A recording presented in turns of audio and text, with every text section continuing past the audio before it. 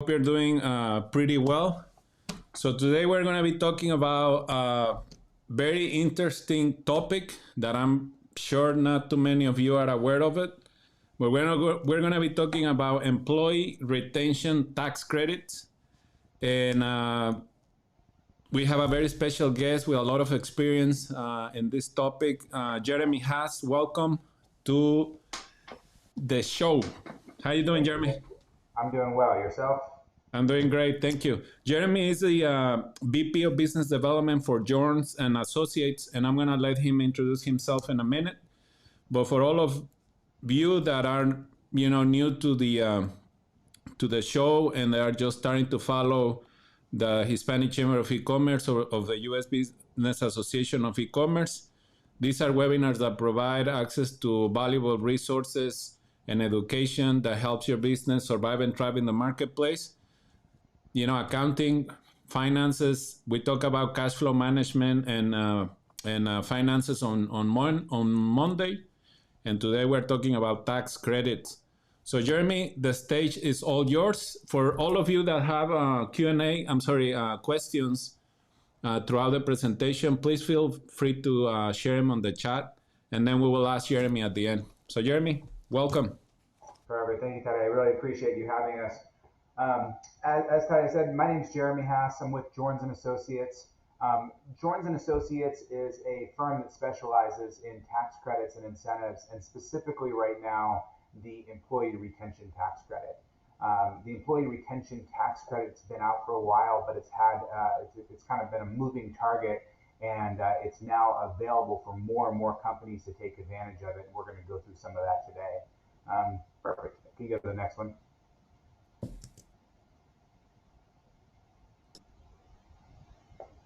So, like I said, Joins and Associates was created to assist businesses navigate the complex rules, of the tax credits and what was going on with the CARES Act and the economic stimulus programs that were out there. We are 100% focused, on taking care of and assisting with ERC credits. There's a lot of firms out there that do a lot of different tax credits and incentives, but very few that are 100% focused on it. We're comprised of tax veterans, with decades of industry experience, former IRS auditors and IRS employees. So we've got a really good understanding of how this program works, and what's available to the business community out there. Next. So some base requirements on ERC, or basics on ERC, and what ERC is. ERC stands for the Employee Retention Credit, or ERTC, Employee Retention Tax Credit. And what it is basically a government stimulus out there to benefit and help businesses, that were struggling throughout the pandemic. It's available to any company, 3 to 499 employees, and they must be W-2 employees and have had some impact from the pandemic. Some highlights on this, $1.9 trillion was earmarked for this program, up to $26,000 per eligible employee. This is the max benefit that companies can get. And some really interesting parts that, you guys are familiar with PPP and some of the other stimulus programs out there. This is not a loan like PPP. This does not require to be paid back or forgiven. And then there's no stipulation to what you as the business have to use these funds for. When PPP was released, you received a list of things that you could use it for, and a very strict accounting. Once this ERC money, gets into your account, it's yours to do what you please. You can buy equipment, expand your business, help your employees, whatever your choice is. It does not impact PPP loan forgiveness and does not require a reduction in revenue. Next. Some of our results that we've gotten, to date. We've done about 2,000 of these ERC filings, and we have gotten almost $2 billion worth of money to companies out there. And this is just some examples of some of the industries that we've been able to impact.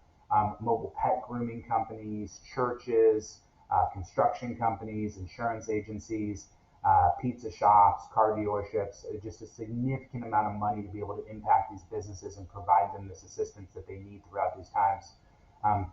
Real quick, I just want to see the next slide. I think you may actually have the wrong presentation. No, no, okay, we're good. Um, so, a ton of different businesses, okay, that we can assist in every different industry, and the impact, okay, that these businesses had, okay, doesn't necessarily have to be from a revenue standpoint. There's a lot of ways these businesses have been impacted. Your businesses have been impacted that were not necessarily from a revenue standpoint, and we'll get into that on the next slide. So some of the qualifications. There's a number of ways in which you can qualify for ERC. The main qualification where most people, okay, that were familiar with ERC focused on was a reduction in revenue.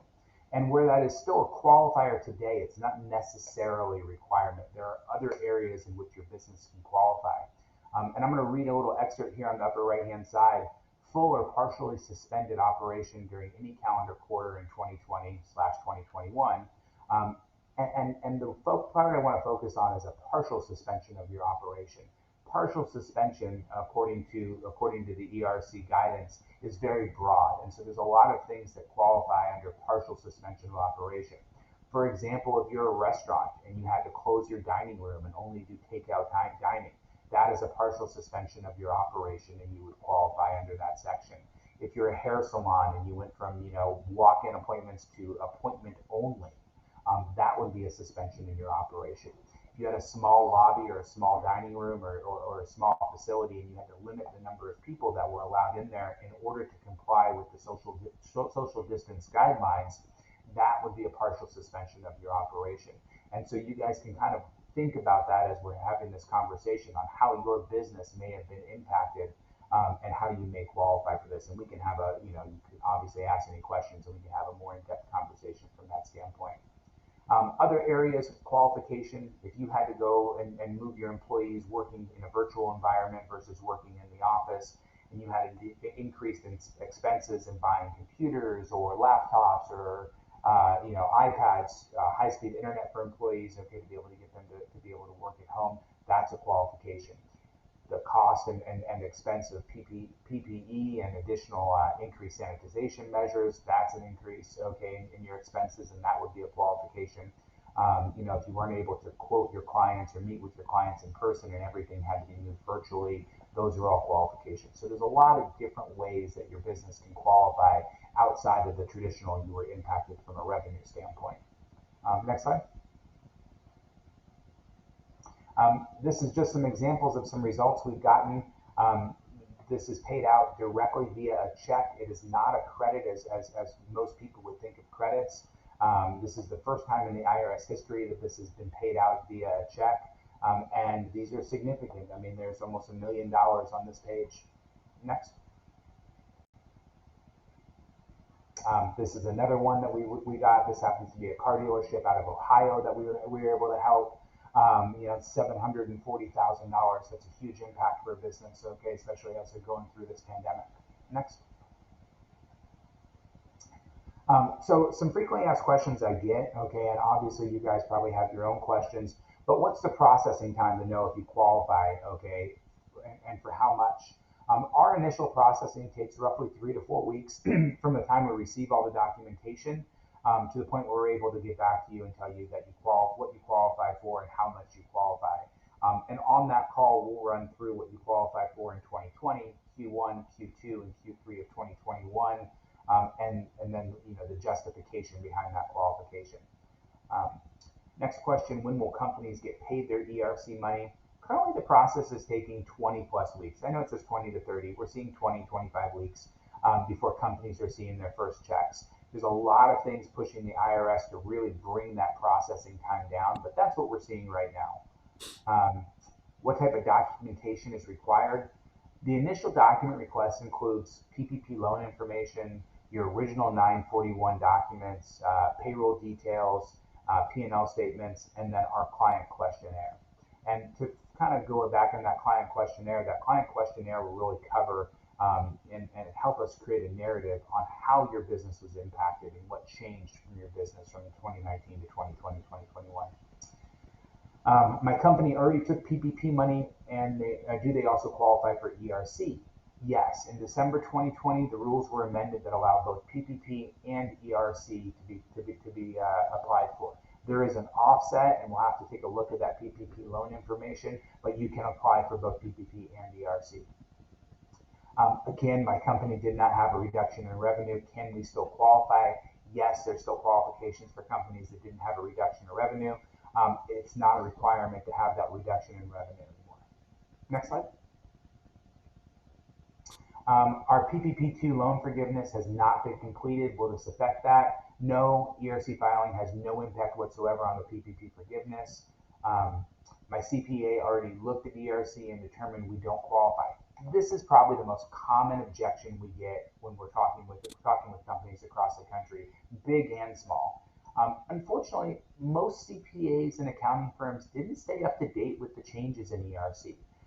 Like I said at the beginning, this has been a moving target from day one, and we find that most companies that were told that they didn't qualify by their CPA were misinformed and actually do qualify for part or all of the ERC periods. And we have done that with multiple companies where they were told originally they didn't qualify. What is a partial shutdown? We kind of talked about this. The IRS guidance on a partial shutdown is very broad. Partial shutdown can mean several things: limitations on capacity, reduction in hours, appointment only, limited services to comply with social distancing and health department orders, limited staff to cover hours or jobs due to COVID-19 exposure, and quarantine guidance. These are just a few examples of what a partial shutdown of your operation may be.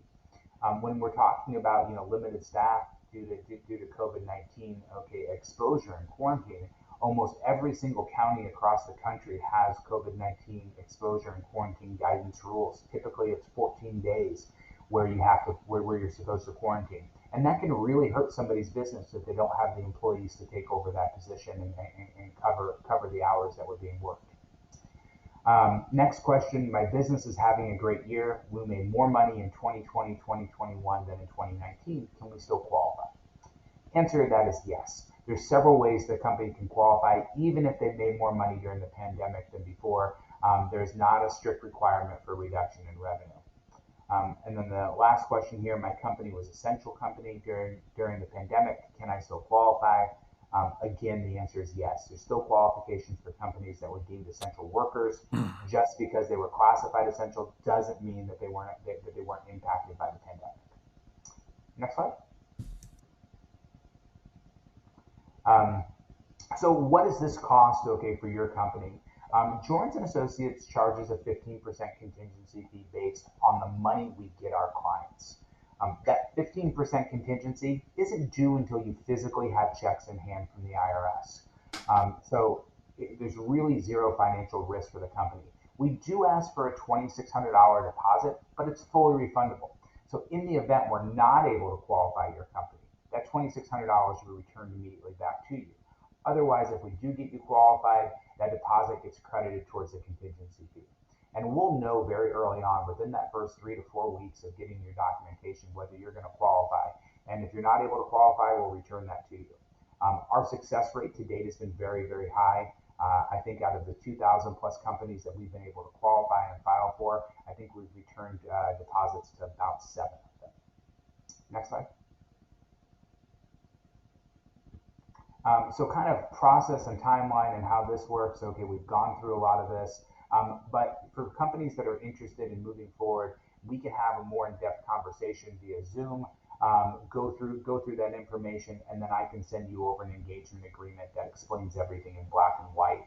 On top of that engagement agreement will be a document request and the questionnaire. And again, we're looking for 941s, payroll details, PPP details, and then the P&L statements. And we try to make the document request and document process as simple as possible. We understand you guys are all running businesses and you don't need another job, so we really try to simplify that as much as we possibly can. Once we have everything, we'll go through that virtual meeting again with you and our accounting team, review all of the 941s, the qualifications, and the justification behind it, and then we'll mail those documents over to the IRS. Like I said before, approximately 18 plus weeks, where now we're running about 20, you'll receive your checks from the IRS, and then we'll invoice the remaining balance that's due. Next slide. And that is kind of the run through on this. So I know, okay, some of you guys can chat in. I'd like to answer any questions that anybody has, as you know, this is a lot of information. And I'm sure for some of you, this is brand new information because the IRS has not done a good job of getting this out to the community, especially when we're talking about minority communities. For some strange reason, they've not been able to get this out, okay, the way that they should have. And there's a lot of money available to your businesses that can benefit you guys. Okay. Jeremy, thank you so much for providing this Absolutely. valuable information. I know that many businesses can benefit greatly from this opportunity. And what we're going to do, I have a couple of questions here that I got through the chat. But I want you to know that what we're going to do is we're going to share this presentation through our newsletter, and we will send also the slides, in case someone wants to print them for all of those that are going to be watching this presentation later. And the reason why I want to do this because of the last comment that you made, Jeremy, that unfortunately a lot of small businesses do not know about this credit opportunity, the employee retention credit that is available to them. And I think if the government puts out these programs for the small business community, we need to take advantage of them, especially throughout these critical times where a lot of small businesses are struggling, to make it in the marketplace.